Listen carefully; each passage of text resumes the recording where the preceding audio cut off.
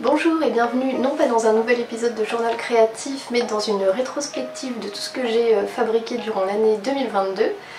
Dans cet épisode, on va se concentrer sur ce que j'ai tricoté et crocheté donc au cours des 12 derniers mois. Moi c'est Amandine et vous pouvez me retrouver sous le nom Les Yeux en Amande sur mon blog et sur Instagram. Tout d'abord je vous souhaite une très bonne année, j'allais dire 2022, et c'est assez révélateur du fait que j'ai pas vu passer le passage de l'année 2022 à 2023. Donc je recommence, je vous souhaite mes meilleurs vœux pour l'année 2023.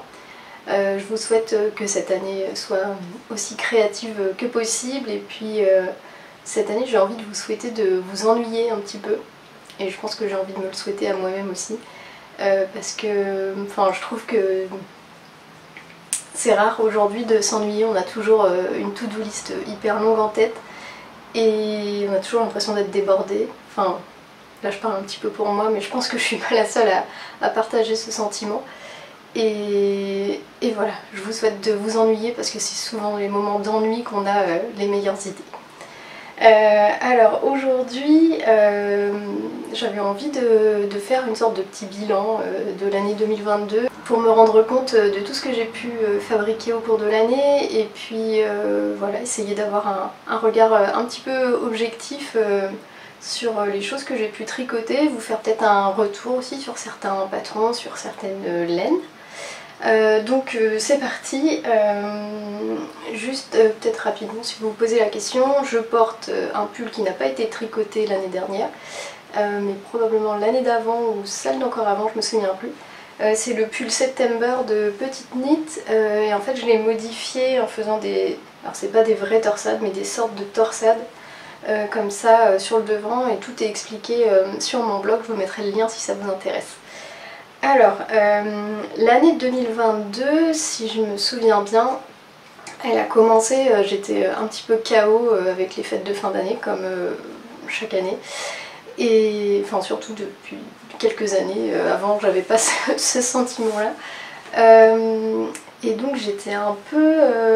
ouais, je crois que j'avais tricoté un pull pour mon conjoint pour les fêtes donc 2021. Et bon, c'était un gros morceau, et du coup niveau tricot j'étais un petit peu au ras des pâquerettes. Et donc j'ai commencé l'année par tricoter une paire de chaussettes, et je m'en souviens très bien parce que en plus j'étais en télétravail à ce moment là, donc le midi j'étais toute seule devant mon repas, et j'étais contente de pouvoir tricoter un petit peu pour me tenir compagnie à moi-même. Et ouais, c'est un tricot qui m'a fait beaucoup de bien. En fait, j'ai pris beaucoup de plaisir, même si c'était une paire de chaussettes toute simple, toute basique. Et ça m'a un petit peu remis le pied à l'étrier du tricot. Alors ce sont ces chaussettes-là, des chaussettes à la vanille, toutes simples, en jersey, que j'ai beaucoup portées au cours de l'année. Donc elles sont un petit peu usées, mais ça je vais vous en reparler tout de suite. Alors la laine, c'était une laine Bergère de France vintage, donc j'ai plus la référence exacte, mais de toute façon moi pour les laines à chaussettes, sauf mention contraire, c'est toujours des laines que j'ai chinées à droite à gauche en ressourcerie, en magasin associatif, etc.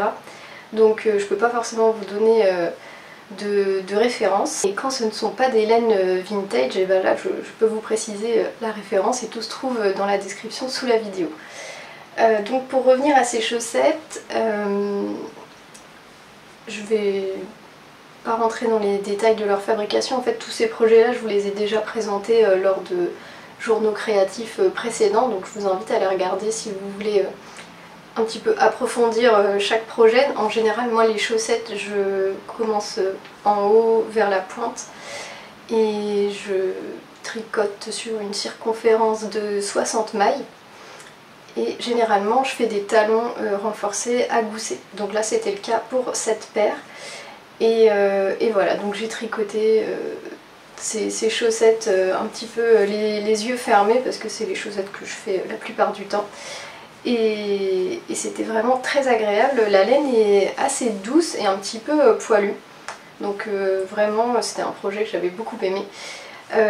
Au porté, elles sont très agréables. En plus, j'avais besoin de chaussettes un petit peu foncées pour pouvoir mettre facilement sous des pantalons, parce que les chaussettes un peu bariolées, c'est marrant à tricoter, c'est marrant. Mais à porter, c'est pas toujours évident. Donc voilà, j'adore cette paire, vous avez compris. Le petit hic, c'est que vous le verrez peut-être au niveau du talon. C'est une laine qui s'est assez vite abîmée, donc moi ça me dérange pas que mes talons se feutrent, c'est normal en fait avec les frottements, la chaleur, tout ça dans les chaussures. Mais là c'est vrai que en fait elle a beaucoup peluché, et puis on voit des petits fils blancs comme ça qui forment des petites choses pas très gracieuses sur le talon. Mais à part ça, elles ont plutôt bien vieilli, donc bon bah écoutez, c'est comme ça, mon talon est un peu moche, mais ça m'empêche pas de les porter toujours avec autant de plaisir. Donc ça c'était pour la première paire de chaussettes. Ouais, je vous ai pas fait un petit peu les comptes, j'ai commencé direct dans le vif du sujet. En fait, je suis pas une... Enfin, je tricote tous les jours, mais je suis pas parmi les personnes qui produisent le plus de vêtements. Je tricote pas 4 pulls par mois par exemple. Enfin, je sais que peu de personnes font ça, mais ça arrive. Et je pense que je suis une tricoteuse plutôt raisonnable. Donc pour vous donner une idée, je sais pas si c'est très intéressant, mais en 2022, j'ai tricoté... Alors, c'est difficile de donner le nombre exact parce que je sais qu'il y a des paires que j'ai offertes et je me souviens plus exactement du nombre, donc tout ce que j'ai offert, je peux pas vous le montrer aujourd'hui, mais je crois que j'ai tricoté une dizaine de paires de chaussettes. J'ai tricoté un pull à manches longues, un pull sans manches, un gilet, un bonnet, un châle, un deuxième pull qui était presque fini fin 2022, donc je vais quand même vous le montrer à la fin. Et après des petites choses, une peluche et puis quelques décorations de Noël quoi. Donc bon, moi je trouve que c'est quand même une bonne production. Mais j'ai pas... voilà, en fait j'ai pas besoin de tricoter plus de vêtements que ça. Et puis, moi le tricot, je me mets pas d'objectif, je me mets pas de deadline et il faut que ça reste avant tout un plaisir. Je reprends maintenant le fil des tricots de 2022. Donc ensuite, alors c'est pas forcément exactement dans l'ordre chronologique, mais on va dire que c'est ça. J'ai tricoté un petit pull sans manches, que voici. Hop. Dans une laine vintage une fois de plus. J'avais trouvé ces pelotes en ressourcerie et j'avais un petit métrage, donc j'ai décidé d'en faire un pull sans manches. Le tutoriel pour le faire, alors dans cette taille unique qui correspond à un SM on va dire, et sur mon blog. Et la particularité c'est que là ce que vous voyez c'est le jersey en vert, parce que je voulais qu'on voit mieux les petits confettis de la laine, mais on peut très bien le tricoter avec le jersey en droit, ça revient au même. Moi je l'ai tricoté en morceaux, donc un devant, un dos, que j'ai assemblé, et puis ensuite j'ai tricoté en rond les emmanchures et le col qui est un col double, rabattu à l'intérieur. Et voilà, c'est un petit pull que j'aime beaucoup. J'avais peur qu'il me pique, mais en fait ça va. La laine est assez agréable à porter, assez chaude, ce qui fait que en fait voilà, même si les manches ne sont pas couvertes, ce pull me tient bien chaud. Et si j'ai froid, je rajoute un petit gilet et c'est très bien. Donc j'étais pas sûre de porter, parce que c'était mon premier pull sans manches. Et en fait, ouais, sur des chemises, je le porte quand même assez régulièrement. Et j'en suis très contente. Alors après, pendant l'hiver, j'ai enchaîné avec un châle. Alors je tricote assez peu de châles, mais là j'avais très envie depuis un certain temps d'un châle en laine foncée naturelle. Donc j'ai utilisé la laine 3 fils coloris Burel de chez Laine Paysanne et j'ai tricoté ce châle qui s'appelle Onister. J'ai plus le nom de la créatrice, mais je vous mettrai une fois de plus le lien en barre d'infos. Donc c'est un châle qui se caractérise par un panneau de torsade comme ça sur un côté et tout le reste est en point mousse. Donc je me souviens, je l'ai tricoté pendant que j'étais en vacances en février au bord de l'eau, si je me souviens bien, c'était près d'Angers. Donc c'est pas la destination la plus exotique hein, en plein mois de février, je vous l'accorde, mais c'était assez sympa et j'associe ce séjour à ce châle, enfin au tricot de ce châle. Je vais vous le montrer porté. Hop. C'est un châle que j'ai finalement assez peu porté, je l'ai porté l'année dernière, pas mal au printemps, surtout parce qu'on a eu un printemps assez pluvieux si je me souviens bien. Et là, depuis cet automne-hiver, je ne l'ai pas encore porté, il me semble. Mais là, le fait de le ressortir, je me dis que il est quand même assez chouette. Et puis au travail, si j'ai froid, je peux le mettre sur mes épaules. Je me demande quand même ce qu'il me reste de la laine. Je vais vous en reparler après. Je me demande quand même si je le rallongerais pas un petit peu. Donc si je le rallongeais, ce serait par ici. Parce que vous voyez mon doigt... Enfin dans ce sens-là quoi. Ce qui fait qu'il serait encore plus profond qu'il ne l'est déjà. Donc je sais pas. J'hésite, mais c'est vrai que là je me dis... Enfin il est d'une bonne taille, mais peut-être qu'encore plus englobant, il serait sympa aussi. Je verrai, mais en tout cas c'est un châle que j'aime beaucoup. Ensuite j'ai tricoté une autre paire de chaussettes construite exactement de la même façon que celle que je vous ai montrée tout à l'heure, sauf que là j'ai utilisé des coloris différents pour les talons et les pointes, et je les appelle mes chaussettes rouge-gorge parce qu'avec leurs petites pointes bordeaux elles me font penser à un rouge-gorge. Pareil, c'est des chaussettes, alors je les ai moins portées que les grises, parce que comme je vous le disais, moi les chaussettes à coloris foncé, c'est ce que je porte le plus. Mais je les ai quand même portées et je les trouve très très sympas, très très agréables. C'est que des laines vintage également. Donc voilà tout ce que je peux vous dire sur cette paire. On continue dans les chaussettes. Ouais, il y en a un paquet. Je pense que c'est ce que je tricote le plus finalement.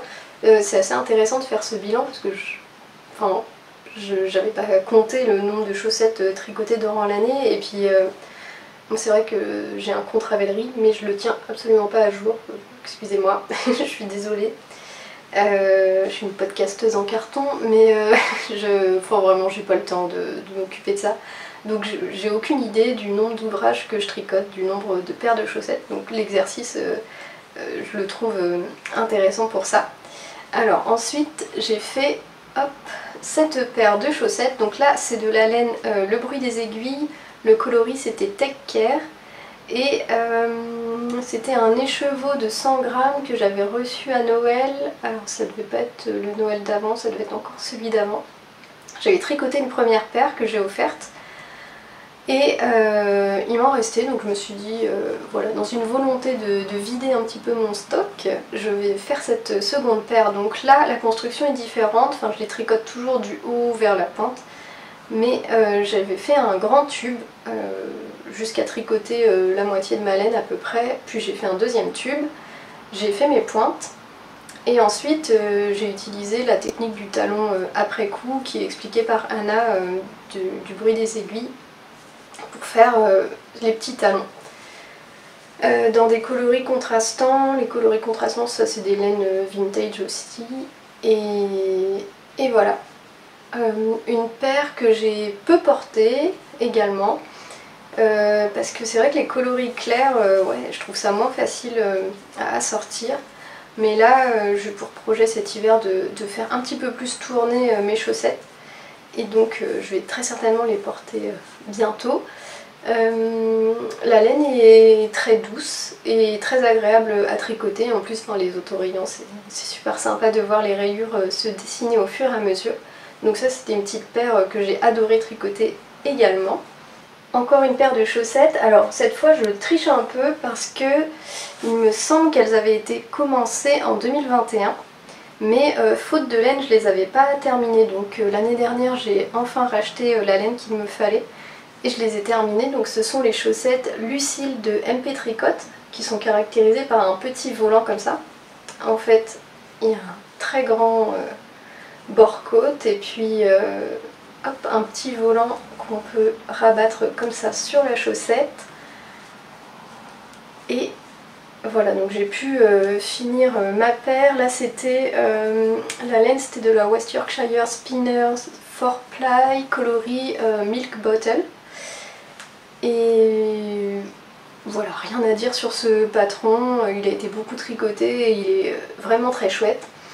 Je n'ai pas porté ces chaussettes, j'ai honte de le dire parce que bah, je les aime bien en fait et je les trouve très cool dans l'idée. J'ai pas encore osé les porter, il faudrait que j'essaye là. En fait, j'ai une paire de derby noires avec lesquelles ça pourrait très bien aller, ou même des bottines. Il faudrait vraiment que je saute le pas, mais comme je vous le dis, les chaussettes dans des tons clairs, c'est un peu compliqué. En fait, il faudrait juste que j'essaye pour voir ce que ça donne. Ensuite, terminé momentanément pour les chaussettes, je me suis attaquée à un gros morceau. Je pense que c'est un des plus gros morceaux que j'ai tricoté cette année. C'est le champagne cardigan de Petite Knit que j'ai tricoté dans la Manchelopi de... Alors je crois que c'est Wool Dreamers le nom de la marque. Donc c'est une laine qui est vendue sur la boutique d'Anna Lana Tricot. Donc voici la bête. Et il va vous paraître immense. Hop, le voilà. Donc le champagne cardigan de Petite Knit, si je me souviens bien, c'est pas du tout... Enfin j'avais pas du tout l'échantillon qu'il fallait avec cette laine là pour tricoter ce modèle, mais je me suis un petit peu adaptée. Finalement il se trouve qu'il est beaucoup plus large, surtout au niveau du corps, que ce que j'avais dans l'idée au début, mais en fait ça me dérange pas. Et donc je l'ai raccourci pour qu'il soit un petit peu crop. Et vraiment ce gilet, je vais pas vous dire que je le porte tous les jours depuis que je l'ai terminé, mais pas loin. En fait je le porte vraiment toutes les semaines, je le porte pour aller travailler, je le porte à la maison quand j'ai un peu froid. Et en fait j'adore ce gilet. Hop, je vous le montre. Donc c'est un gilet oversize. Et moi ce que j'adore vraiment dans ce patron, c'est la finition de la patte de boutonnage qui est tricotée en jersey double avec des boutonnières qui sont vraiment très très propres. Je trouve que ça lui donne un rendu très professionnel. Alors le choix d'une laine rustique, forcément ça lui donne un aspect un peu rustique, mais moi j'aime beaucoup. En fait j'avais très envie d'avoir un gilet comme ça marron qui aille avec tout, et vraiment il va avec tout dans ma garde-robe, je le porte tout le temps, j'en suis super contente, c'est un de mes projets préférés de l'année 2022. On revient aux chaussettes avec une nouvelle paire qui est la paire que je porte aujourd'hui. Hop, la voici. Donc toujours des laines vintage, pareil 60 mailles ou 64 mailles. Et cette fois j'ai réalisé des côtes 3-1 avec des côtes, un talon et une pointe dans des coloris différents. En fait, avec les autres chaussettes que je vous ai montrées, notamment mes chaussettes que j'appelle rouge-gorge, mes chaussettes grises et d'autres paires que je vais vous montrer ensuite, j'ai fait une sorte de mini collection de chaussettes dans des coloris un petit peu assortis. Donc celle-ci en fait partie. Et j'étais fan de cette laine bordeaux, quand je l'ai trouvée j'étais super contente. Donc voilà, j'ai des chaussettes bordeaux. Là en ce moment c'est la paire que je porte à la maison en guise de chaussons et elle me tient bien chaud. Les chaussettes en côte 3-1 c'est toujours une bonne idée parce que ça s'adapte vraiment bien au pied, enfin à la forme du pied grâce à l'élasticité du poing. Donc c'est un projet que j'ai bien aimé tricoter et que j'aime beaucoup porter. Ensuite, toujours dans ma petite collection de chaussettes, j'ai fait ces chaussettes-ci qui sont en dentelle. Donc c'est le modèle qui s'appelle Her Garden's Flower d'une marque de laine. Donc c'est un patron gratuit. Ah, ça va pas me revenir.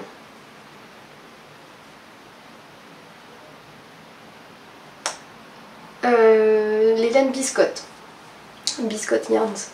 Donc c'est un très joli motif de dentelle comme ça qui fait des sortes, enfin ça ressemble à des torsades mais ce ne sont pas des torsades.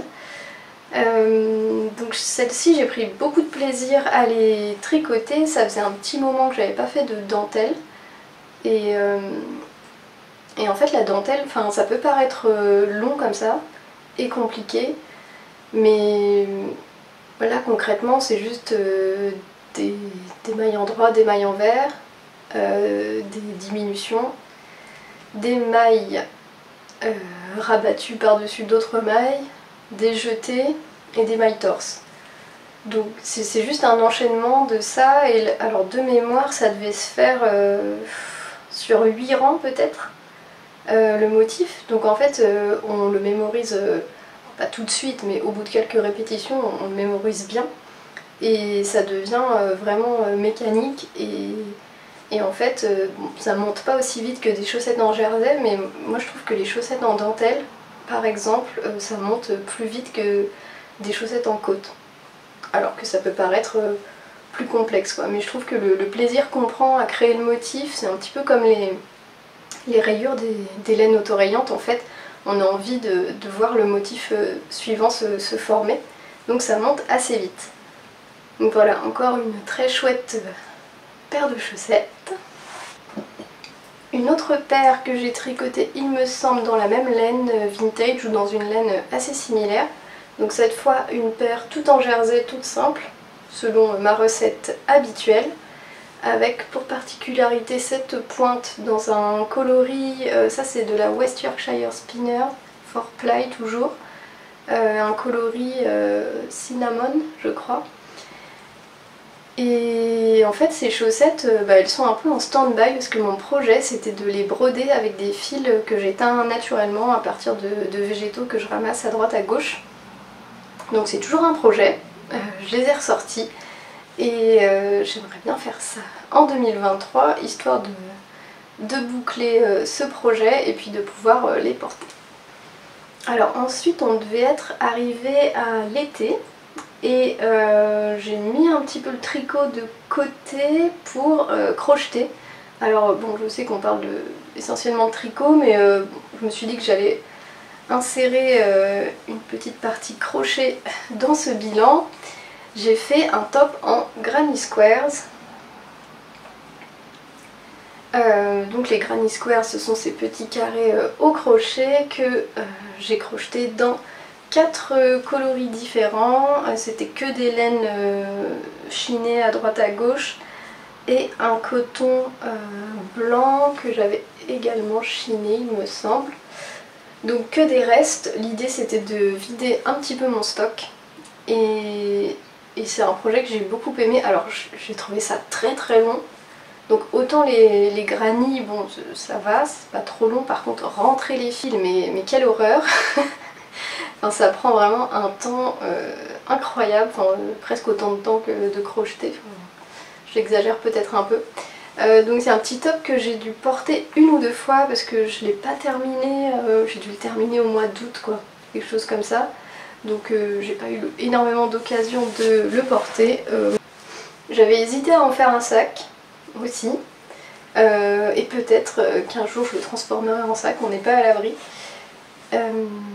Si ça vous intéresse, je crois que Sofiana du podcast Sautricot a fait un patron pour tricoter un top en granny squares. Alors c'est pas tout à fait avec le même échantillon, mais bon l'idée est la même.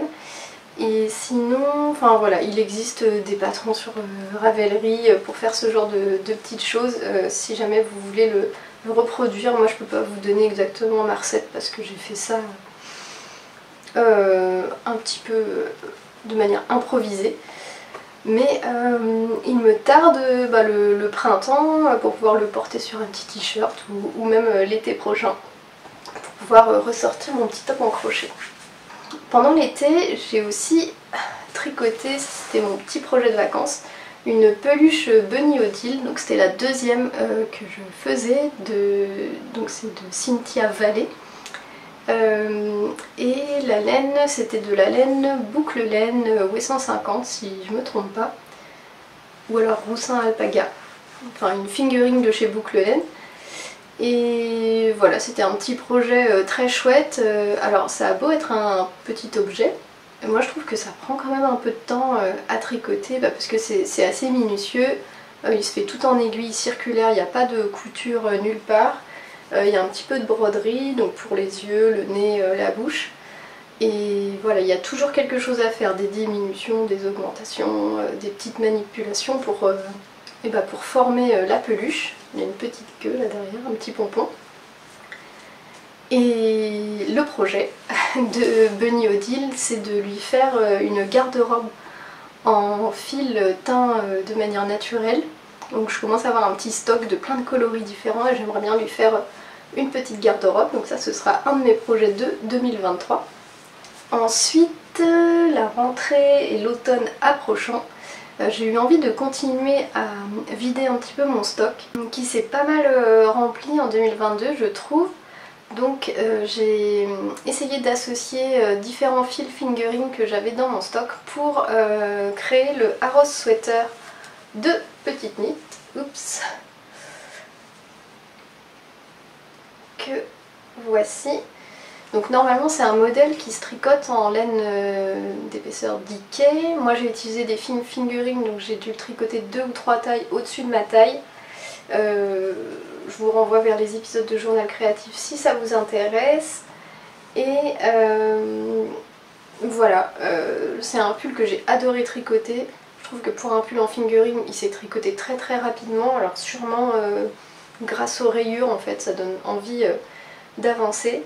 Je le porte beaucoup depuis que je l'ai terminé, et puis comme c'est des couleurs en fait qui sont des couleurs qui se trouvent dans d'autres vêtements de ma garde-robe, je l'associe assez facilement, que ce soit avec la plupart de mes pantalons essentiellement, ou même des chemises, tout ça.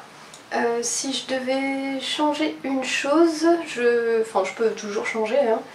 Je rajouterais bien un élastique au niveau du col. Je me demande d'ailleurs si Petite Knit recommande pas de faire ça, mais je sais que beaucoup de gens font ça. Mettre un petit fil élastique transparent à l'intérieur du col pour pouvoir bien le plaquer, sinon il a tendance à partir un petit peu en évasé. Mais voilà, sinon je ne changerai rien du tout à ce pull, je l'aime beaucoup, il est agréable à porter, il est léger et en même temps il est chaud. Donc c'est vraiment un de mes autres projets préférés de 2022. Et c'était mon premier pull tricoté de 2022. Après, pendant l'automne, j'ai été pas mal occupée, pendant toute la fin d'année. Donc j'ai tricoté des plus petits projets. J'ai tricoté ce bonnet que je vous ai montré dans le dernier épisode de Journal Créatif. Pareil, je l'ai tricoté en fingering alors qu'il se tricote en DK, donc j'ai pris quelques tailles au-dessus. C'est un modèle gratuit, c'est le classique Ribbed Hat de Pearl Soho. Donc c'est un bonnet en côte 1-1. Et pour l'instant, alors j'ai modifié la couronne. Voilà, pour faire 4 bandes avec des diminutions de part et d'autre plutôt qu'une couronne comme indiqué dans le patron.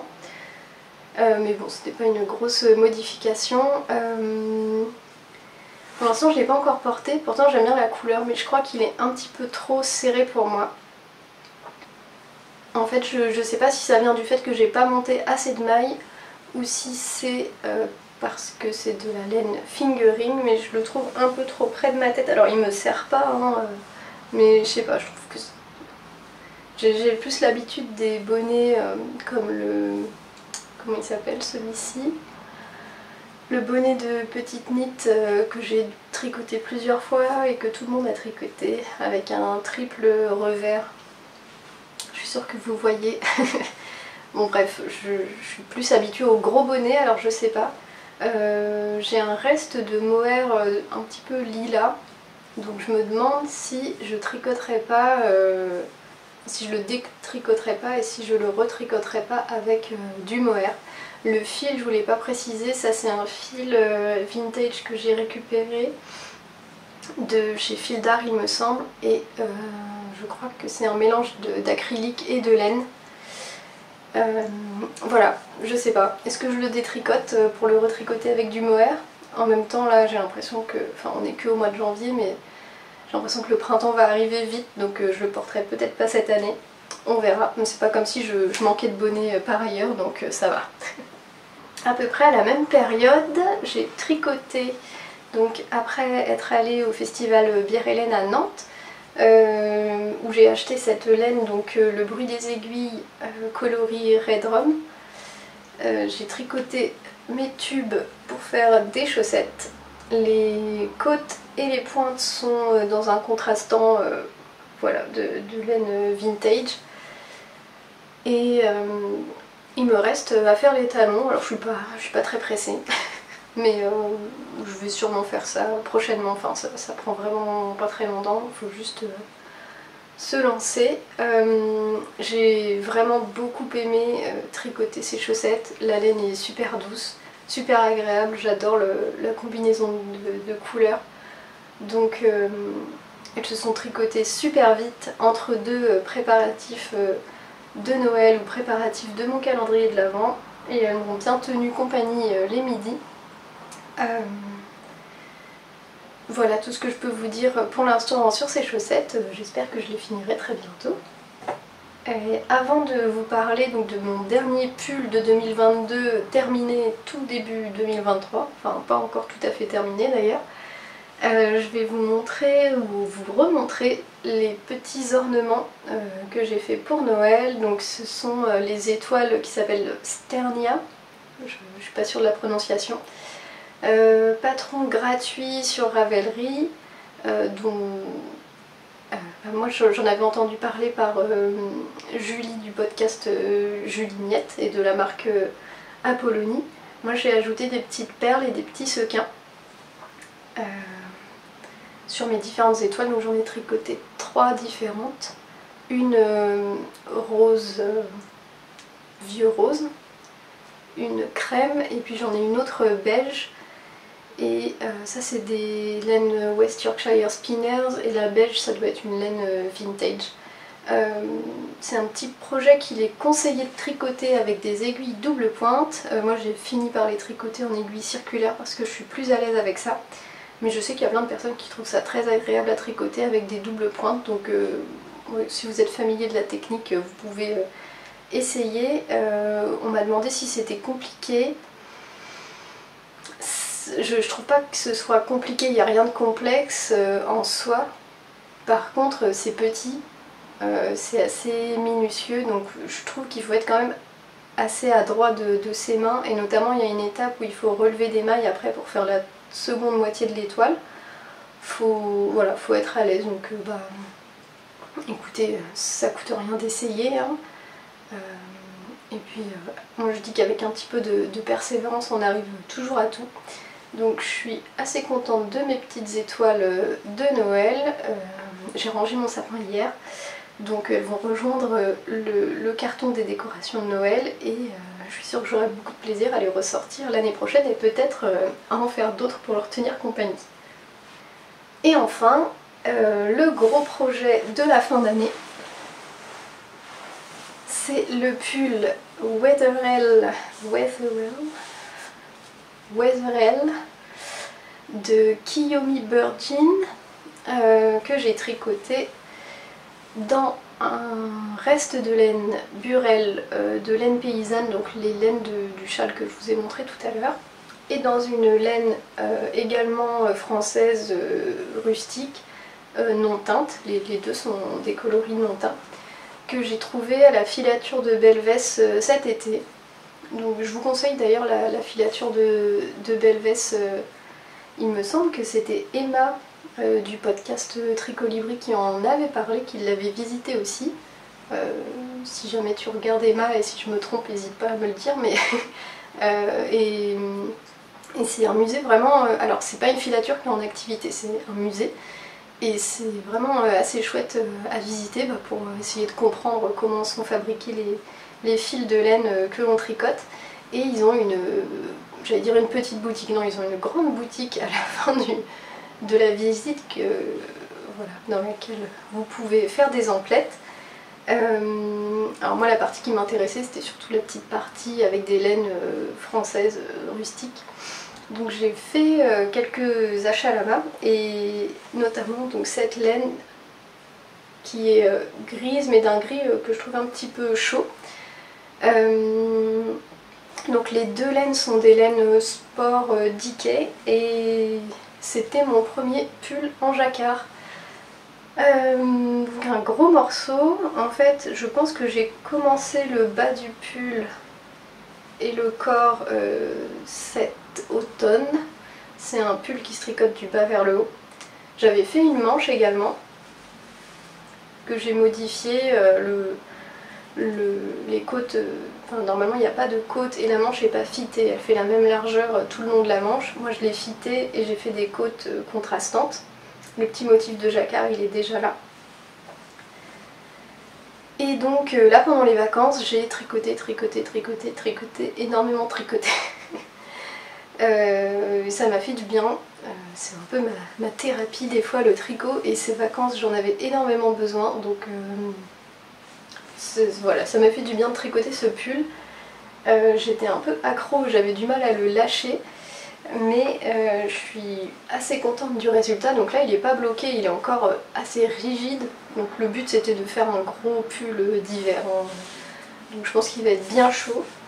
Mais je vais le... Alors il faut que je referme les dessous de manche. Vous voyez là, hop. Ils sont pas refermés. Donc il faut que je couse ça, et puis après j'aurai plus qu'à le bloquer et je pourrai le porter pour retourner au travail. Et je pense que je vais beaucoup le porter parce que c'est des coloris assez neutres et qui vont aller avec pas mal de choses. Je pense que je rentrerai plus en détail sur ce patron, même si je vous en ai déjà dit beaucoup, lors du prochain épisode de Journal Créatif. Mais ce que je peux vous dire, c'est que pour le col, j'ai fait un rabat à l'italienne sur côte 2-2, sur un tuto que j'ai trouvé sur YouTube. Donc je connaissais ce rabat pour les côtes 1-1, je l'avais jamais fait pour les côtes 2-2, mais je suis assez contente. Le col est vraiment bien extensible, enfin, c'est souvent ce qui pêche un petit peu, je trouve, dans les tricots, c'est les rabats. C'est pas toujours évident d'avoir des rabats qui soient à la fois jolis et confortables et extensibles, et là je trouve que c'est plutôt pas mal, sachant que ce n'est pas encore bloqué, quoi. Donc c'est un col légèrement haut, et voilà. Donc bon, là je triche un peu parce que c'est un projet que j'ai terminé, mais pas tout à fait terminé. J'ai terminé de le tricoter ce matin, et là il faut que je fasse les finitions. Donc ça déborde un petit peu sur 2023, mais on va dire que le gros du pull avait été fait sur 2022, et notamment lors de la dernière quinzaine de l'année 2022. Voilà pour tout ce que j'ai tricoté et crocheté cette année. Donc comme je vous le disais, beaucoup de chaussettes, pas tant de pulls ou de gilets que ça finalement. Des petits objets, enfin je trouve que c'est une production assez variée et dans des coloris que je trouve assez assortis. Alors c'est pas forcément volontaire, c'est des coloris vers lesquels je suis attirée, mais après j'essaye quand même de faire attention quand je me lance dans la fabrication d'un vêtement, que ce soit en tricot, en couture ou autre, que ça aille avec un minimum d'autres vêtements de ma garde-robe. Et là pour cette année je trouve que c'est plutôt réussi, donc je vais continuer sur cette lancée pour 2023. J'espère que ça pourra vous avoir donné quelques idées, et vous n'hésitez pas à me dire aussi ce que vous avez fabriqué durant l'année 2022, quel est votre projet préféré. Moi j'hésite entre le champagne cardigan que je porte énormément et le Harrow sweater, mais en vrai j'aime tout ce que j'ai tricoté. Alors est-ce que c'est parce que je suis pas difficile ou pas? Je vous laisse me le dire. Mais ouais, pour 2023, pour l'instant, j'ai pas de projet encore précis en tête. Je sais que j'aimerais bien me faire des mitaines parce qu'il fait assez froid au travail, et pour taper sur mon clavier, des fois des mitaines ce serait pas mal. J'ai aussi des petites pelotes solitaires. Attendez, je vais vous montrer ça. J'ai des petites pelotes solitaires qui traînent, et je trouve que les coloris vont plutôt bien ensemble. Alors là pour le coup ça sort un peu de ma palette, Ça c'est de la Fonty Ombelle dans un coloris qui pète. Ça c'est une pelote que j'ai récupérée, je ne connais pas la composition mais je trouve que la couleur va plutôt bien avec, elle est un peu tweedée. Et ça c'est un reste de mohair d'une Cumulus Blues il me semble. Et en fait je trouve qu'ensemble ça irait assez bien. Mais comme c'est des tout petits restes de laine, je sais pas trop quoi en faire. Alors peut-être que je vais me lancer là-dedans. Un pull sans manches avec des rayures entre la ombelle et puis le mohair un peu coloris lilas. Et les bords-côtes avec cette laine là. Je suis vraiment pas sûre d'avoir assez de fil et puis encore une fois je voudrais m'assurer avant que c'est des choses qui vont aller avec quelques vêtements que j'ai déjà. Mais ce sera peut-être un futur projet. Je vous souhaite une fois de plus une très bonne année 2023 et j'en profite pour vous remercier pour tous les petits mots que vous laissez sous mes vidéos et de me suivre également sur les réseaux sociaux et puis de me laisser des petits cœurs. J'ai eu une fin d'année tellement chargée que là je sais que j'ai pas pris le temps de répondre à vos derniers commentaires mais je vais le faire très vite. En tout cas, je les lis tous et ils me font toujours très plaisir et c'est chouette de ne pas être toute seule à parler derrière sa caméra. Donc merci pour ça, merci d'être là. Encore une très bonne année 2023. Et si la couture vous intéresse, je vous donne rendez-vous dans une autre vidéo dans laquelle je vais faire un bilan également de tout ce que j'ai cousu au cours de l'année 2022. Donc elle sera publiée probablement dans quelques jours, donc restez connectés. Voilà, je vous laisse, je vais tourner cette deuxième partie de vidéo et puis je vous dis à très bientôt, très bonne année, salut!